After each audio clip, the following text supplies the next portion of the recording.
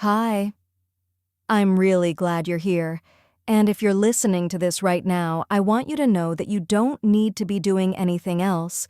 You don't need to understand everything perfectly. You don't need to take notes. Just breathe and listen, because this is a safe moment for you.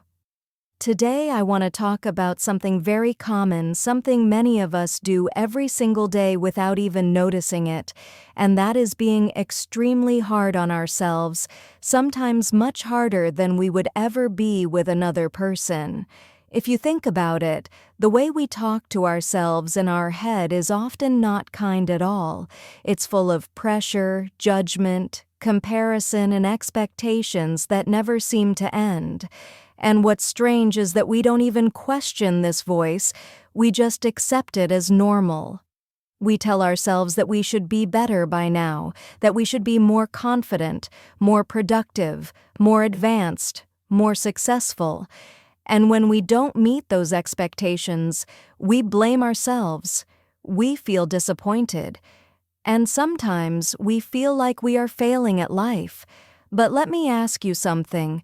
Very honestly and very calmly, would you talk to someone you love the way you talk to yourself when you make a mistake, when you feel tired, or when you feel lost? Most likely, no. If a friend came to you and said they are doing their best but still feel behind, you would probably tell them that it's okay, that everyone has their own timing, that growth is not linear, and that they are allowed to learn slowly. But when it comes to you, suddenly all that kindness disappears. Many of us learned to be hard on ourselves because we thought that pressure would make us better, stronger, more successful, and maybe sometimes it did push us forward, but over time, it also made us tired, anxious, and disconnected from ourselves. Being hard on yourself does not always look dramatic. Sometimes it looks very quiet, like constantly replaying past mistakes in your head, or feeling guilty when you rest, or feeling like you're never doing enough no matter how much you do. And the problem is not that you want to grow or improve. That part is beautiful. The problem is when growth comes from self-criticism instead of self-respect, because when you grow from fear, you never really feel satisfied, and when you grow from kindness, the process becomes lighter. I want you to understand something important.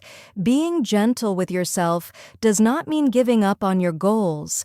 It does not mean becoming lazy, and it does not mean lowering your standards. It simply means that you stop treating yourself like an enemy and start treating yourself like a human being. You are allowed to learn at your own pace. You are allowed to have days where you don't feel confident. You are allowed to try and fail and try again, and none of that makes you weak. It makes you real. So for now, I want you to just notice how you speak to yourself during the day, not to judge it, not to change it immediately, just to notice it, because awareness is always the first step, and once you become aware, things slowly begin to shift. Take a breath. You're doing better than you think, even if it doesn't feel like it yet. We'll talk more about how to slowly change this inner voice and how to build a more supportive relationship with yourself in the next part. I'm glad you stayed, because now we're going to explore how to gently change that inner voice that has been so critical for so long. The first thing I want you to understand is that changing the way you treat yourself doesn't happen overnight. It's not about one big moment or one single decision. It's about small steps, repeated every day, quietly, in ways that feel natural. Sometimes it's as simple as noticing one thought and asking yourself, do I really need to speak to myself like that right now? Start with awareness. Noticing when you are criticizing yourself is powerful. Don't try to fix it immediately. Don't try to force positivity or false encouragement. Just notice it. Awareness alone begins to loosen the grip of harshness. The moment you notice, you create space between the critical thought and your reaction to it. That space is freedom. Next, try speaking to yourself as you would to someone you care about deeply.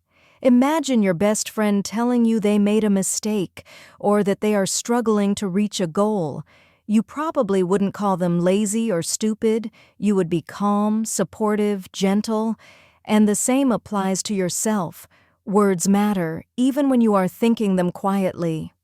Another step is to forgive yourself for being human. Mistakes, setbacks, confusion, fear, they are all part of life. They are not signs of failure. They are part of your growth. When you forgive yourself, you stop wasting energy on guilt and judgment, and that energy becomes available to actually learn, create, and move forward. It also helps to pause and rest. Many of us think that resting is weakness, but resting is actually a sign of self-respect. When you allow yourself breaks, you honor your body, your mind, and your journey. A rested, calm mind is far more productive and creative than a mind that is constantly criticizing itself. And remember, comparison is the enemy of peace. When you compare your progress to others, you create unnecessary pressure. Your journey is yours. Someone else's path has nothing to do with your timing, your growth, or your value. Stop measuring yourself by what others have or haven't achieved, and start measuring yourself by your own small steps, your own courage, and your own persistence. Finally, celebrate the little wins. Did you try something new today? Did you speak up even when it was uncomfortable? Did you notice your inner critic and take a breath? That's progress. Small, consistent wins add up faster than harsh criticism ever could. Each little victory reminds your mind that growth can happen through kindness, not punishment.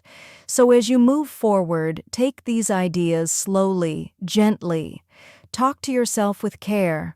Pause when you need to. Forgive yourself when you stumble. Celebrate every small win.